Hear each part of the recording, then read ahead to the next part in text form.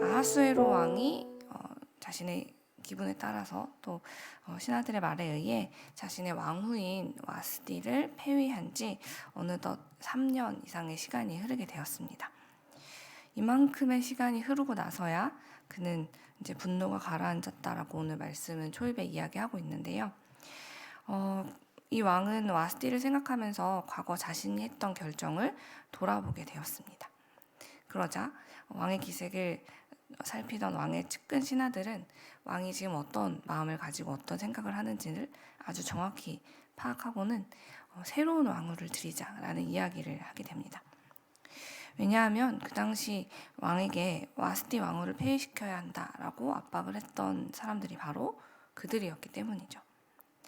이들은 왕이 이렇게 계속 와스티를 생각하고 자신의 행동을 후회하게 돼서 그렇게 되다 보면 결국 왕위를 폐위하자고 했던 자신들에게 불똥이 튈까 두려웠습니다.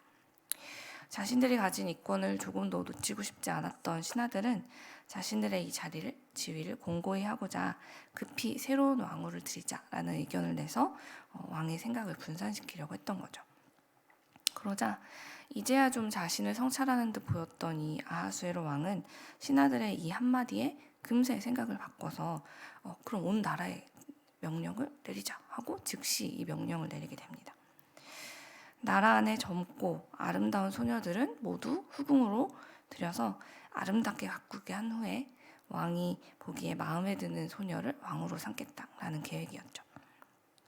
이처럼 이 대제국인 페르시아에는 왕을 보좌하면서 나라를 바르게 이끌어가야 할 신하들이 먼저 자신들의 이권을 지키기 위해서 왕의 눈을 가리는 일들이 일어나고 있었고, 또 왕은 신하들의 말에 이리저리 휘둘리면서 그저 자신의 기분과 욕망에 따라서 나라와 백성들을 다스리고 있는 상황이었습니다.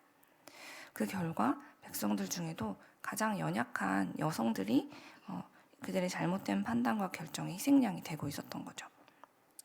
이 상황들만 보고 있으면 우리 하나님께서는 이런 부조리한 세상과는 멀찍이 떨어져 계시는 분인가? 라는 생각이 들기도 합니다. 그러나 성경을 읽다 보면 우리 하나님은 결코 우리의 삶에서 멀리 떨어져 계신 분이 아니라는 것을 알 수 있어요.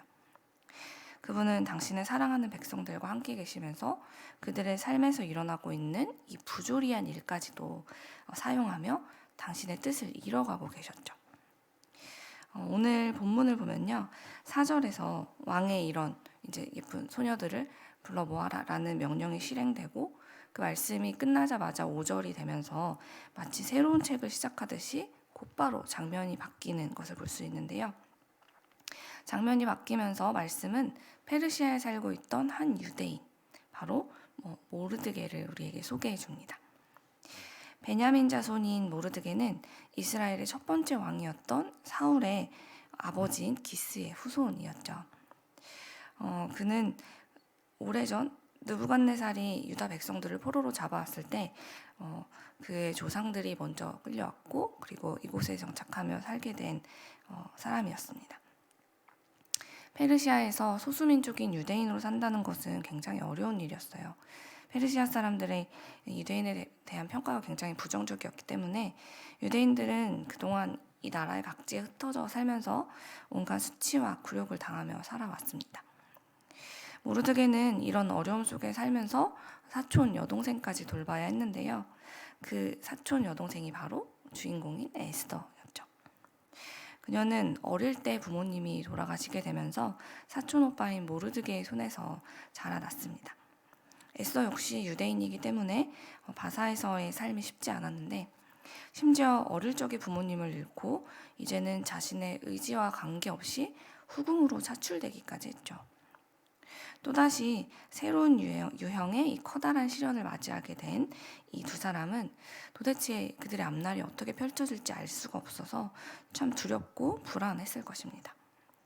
그러나 이 대단한 나라의 왕이 내린 명령을 그들은 거절할 어떤 권리도 없었고 힘도 없었죠. 그래서 그들이 할 수 있는 것은 그동안 자신들이 살면서 유대인으로서 겪어왔던 어려움에 대한 인지가 이미 있었기 때문에 모르드게는 가장 먼저 궁으로 불려 들어가는 에스더에게 어떤 일이 있어도 너의 민족과 집안 배경을 밝히지 말라라고 당부를 하면서 그들을 스스로 지켜내기 위한 최소한의 장치를 해야만 했습니다. 그리고는 에스더가 궁으로 들어간 후에는 매일같이 후궁을 왔다 갔다 하면서 그 뜰 앞을 왔다 갔다 하면서 에스더가 무탈히 지내기를 바라고 그의 소식을 듣고자 했었죠. 모르드게가 이렇게 염려로 가득 찬 하루하루를 보내고 있을 때 그와는 달리 온 세상의 주관자이신 우리 하나님은 그들이 상상도 하지 못한 일들을 이미 행하고 계셨습니다. 비록 이 당사자들은 전혀 알지 못하고 있었지만 그들이 이 상황을 이해할 수 없던 때에도 하나님은 이미 그들의 삶을 운행하시며 온 유다 백성들까지 구원할 계획을 한치의 오차도 없이 행하고 계셨던 것이죠. 한편 자신이 유대인임을 들키면 어떡하지? 나는 앞으로 어찌 될까라고 두려워하고 있었을 에스더를 위해서 하나님께서는 한 사람을 예비하셨습니다. 바로 에스더와 함께 왕궁에 들어온 여성들을 관리하던 헤게라는 사람의 마음을 하나님이 주장해 주신 건데요. 9절 말씀을 보면 이렇게 쓰여 있어요. 제가 우리말 성경으로 읽어드리도록 하겠습니다. 헤게는 에스더가 마음에 쏙 들어 특별한 대우를 해주었습니다.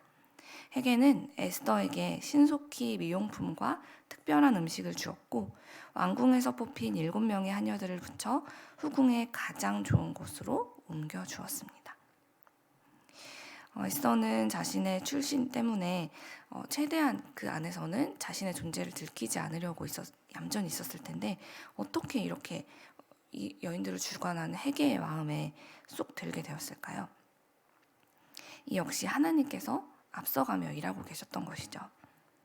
분명 궁 안에는 왕후가 되기 위해서 야망을 품고 그 자리에 들어온 내노라 하는 귀족 가문의 자제들도 많았을 겁니다.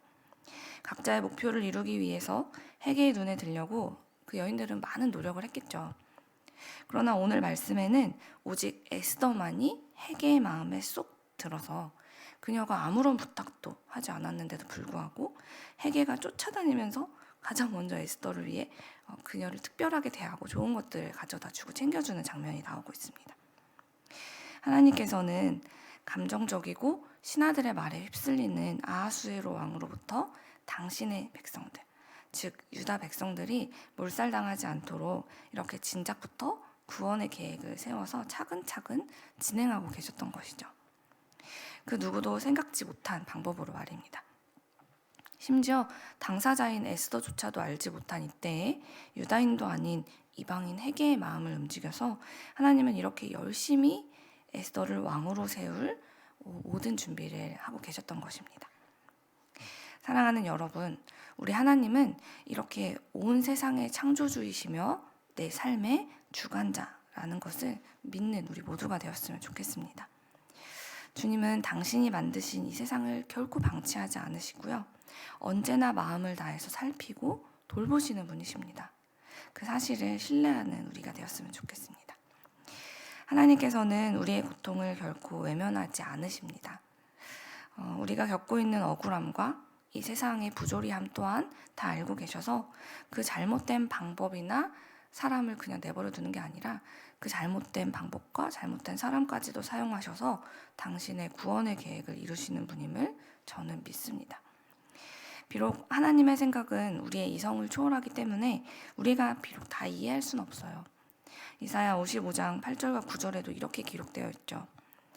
이는 내 생각이 너희의 생각과 다르며 내 길은 너희의 길과 다름이니라. 여호와의 말씀이니라. 이는 하늘이 땅보다 높음 같이 내 길은 너희의 길보다 높으며 내 생각은 너희의 생각보다 높음이니라 라고 말씀하고 계세요. 네, 우리는 비록 하나님의 생각을 다 알 수는 없습니다. 그러나 분명한 것은 하나님은 언제나 우리의 가장 가까이에 계시는 것을 기뻐하시는 분이시고 그렇기 때문에 결코 우리를 혼자 두지 않으신다는 것, 그것은 변함없는 진리임을 기억하시기 바랍니다. 그래서 하나님은 당신의 그 크신 생각과 거룩하신 뜻을 우리의 삶의 한복판에서 행하시면서 우리가 그 사실을 알 수 있도록 끊임없이 우리에게 말씀해 주시는 분이세요. 성경을 통해서도 말씀하시고 또 우리 주변의 사람을 통해서도 말씀하시고 이 땅의 모든 것들을 통해서 우리가 주님을 깨달을 수 있도록, 당신의 뜻을 알 수 있도록 우리에게 말씀하시는 분이라는 것입니다. 오늘 말씀에서는 헤게를 통해서 에스더를 돌보신 하나님께서는 때로는 당신의 사랑하는 자녀를 구원하기 위해서라면 우리가 성경에서 보았듯 당나귀의 입을 열어서도 말씀하시고, 심지어 생명이 없는 듯 보이는 이 돌들을 소리치게 해서라도 우리에게 당신의 그 선하신 뜻을 분명 알게 하실 것입니다. 그리하여 결국 당신의 그 선하신 뜻대로 우리 모두를 끝까지 인도하며 돌보실 것입니다. 그러니 사랑하는 여러분, 이 믿음을 가지고 오늘 우리를 힘겹게 하는 사람들이나 상황 앞에서 낙심하거나 절망하지 마십시오. 오직 하나님만 바라보십시오. 오늘도 하나님께서 우리 삶의 길이 되어 주실 것입니다. 이 믿음을 가지고 주어진 오늘을 복되게 살아내는 우리 모두가 되기를 간절히 축원합니다.